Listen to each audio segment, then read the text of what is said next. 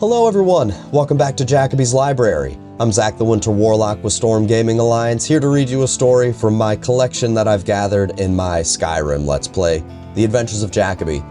Today's book, well, I'm gonna apologize right now. There's a lot of dragon speak. So I did my best. It is what it is. But yeah, this basically goes over some poor sod trying to translate the dragon language and actually doing a pretty decent job of it. Yeah, so without further ado, dragon language, myth, no more. Dragon language, myth, no more. Dragon. The very word conjures nightmare images of shadowed skies, hideous roaring, and endless fire. Indeed, the dragons were terrifying beasts that were once as numerous as they were deadly. But what most Nords don't realize is that the dragons were in fact not simple mindless beasts. Indeed, they were a thriving, intelligent culture, one bent on the elimination or enslavement of any non-dragon civilization in the entire world. It therefore stands to reason that the dragons would require a way to communicate with one another, that they would need to speak, and through much research, scholars have determined that this is exactly what the dragons did. For the mighty roars of the beasts, even when those roars contained fire or ice or some other deadly magic, were actually much more. They were words. Words in an ancient, though decipherable tongue. Nonsense, you say?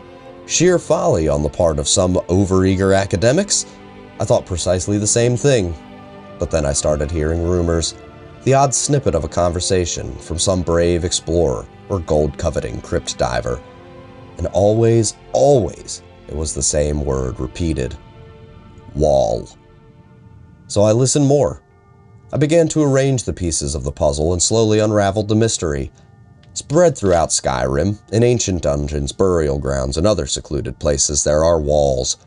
Black, ominous walls on which is written a script so old, so unknown, none who had encountered it could even begin its translation. In my heart, I came to know the truth. This was proof of the ancient dragon language. For what else could it possibly be? It only made sense that these walls were constructed by the ancient Nords who had lived in the time of the dragons, and out of fear or respect, had somehow learned and used the language of the ancient beasts. But at that point, all I had was my own gut instinct. What I needed was proof. Thus began the adventure of my life, one spanning 17 months, and the deaths of 3 courageous guides and 2 sellsword protectors. But I choose not to dwell on those grim details, for the end result was so glorious it made any hardship worth it. In my travels, I found many of the ancient ward walls, and every suspicion proved true.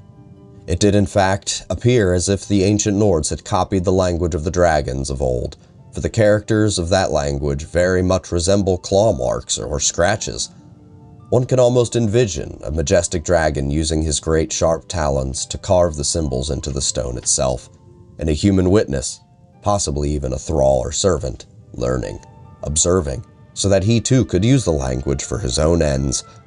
For as I observed the walls I noticed something peculiar about some of the words. It was as if they pulsed with a kind of power and unknown energy that, if unlocked, might be harnessed by the reader. That sounds like nonsense, I know, but if you had stood by these walls, seen their blackness, felt their power, you would understand that of which I speak. Thankfully, although entranced, I was able to retain enough sense to actually transcribe the characters I saw, and in doing so, I began to see patterns in the language, pattern that allowed me to decipher what it was I was reading. For example, I transcribed the following passage.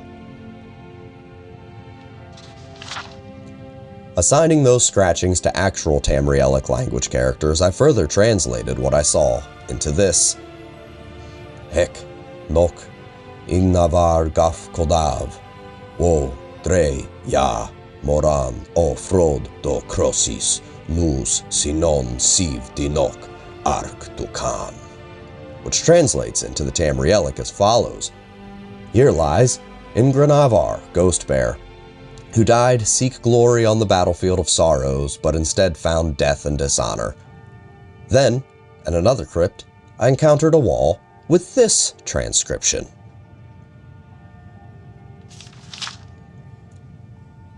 Which translates into Het nok kopran do iglif lisos wo grind ok oblan ni ko morokai vukain nus ast munax halvut du liv krasar. Which ultimately translates into the Tamrielic as, here lies the body of Iglif Iceblood, who met his end not in glorious combat, but at the cruel touch of the withering sickness. And there you see the pattern, the repeated word, here lies, which could only mean one thing. Those walls marked actual ancient Nord burial grounds. You can imagine my nearly uncontainable excitement. It all started to make sense. The ancient Nords used the dragon language for these walls for very specific reasons. One of them was obviously to mark the grave of some important figure, but what else? Were they all graves, or did they serve other purposes as well? I set off to find out, and was well rewarded for my efforts. Here's what I discovered. This passage translates into this. Het ma ta rodis tafir skori lun sinak ven clov grove nal rinik hakun rok togat wa garot. Which, in Tamrielic, translates into this. Here fell the treacherous thief, Skoryi Leechfingers, whose head was removed by the very axe he was attempting to steal. So here we see a wall that marks the spot where some significant ancient Nord died. This passage translates into this.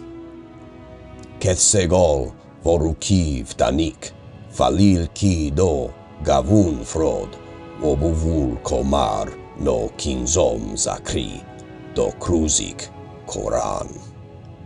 Which in Tamrielic translates into this. This stone commemorates the doomed elf children of the Autumn Field who fled in terror from the sharp swords of the ancient enemy. This wall seems to commemorate some ancient, long-forgotten event in Tamrielic history. Whether that event occurred on or near the place where the wall was erected, we will probably never know. And finally, this passage, which translates into this. Esa walan kethsegol brinahi varukut tothid fintor ven smolin agfrin o sagoheim. Which, in Tamrielic, translates into this. Asa raised this stone for her sister, Tholhild, the Inferno, whose passion burned hot as the Red Forge.